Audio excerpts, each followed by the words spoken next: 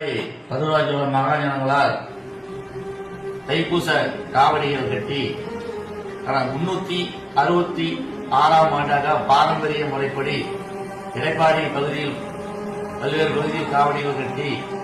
பாரம்பரியம் மிக்க தைப்பூச காவடிகள் பழனியை நோக்கி பாத யாத்திரையாக கடந்த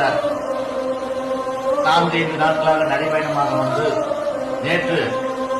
பாலாறு என்னும் மானூர் ஆற்றில் இரவு தங்கி இன்று 10/2/2026 காலை மகா பூஜை வைத்து பழனி பட்டண பிரவேசம் வந்து பழனி மலைக்கோயிலில் காவடிகள் முத்திரை காத்து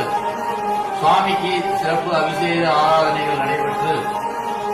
காவடியை பொது கமிட்டியால் நடத்தப்படும் சங்கராக புறப்பாடு சாயரட்சிய பூஜை ராக்கால பூஜை அனைத்து சிறப்பு பூஜைகளும் நடைபெற்று சாமிக்கு காவடி முத்திரை சர்க்கரையில் கலந்த காவடி பொது கமிட்டியால் பஞ்சாமிரதம் தயார் செய்து காவடி பொருட்கள் பகிர்ந்து வைக்கப்பட்டு சிறப்பு பூஜை நடைபெற்று சுவாமி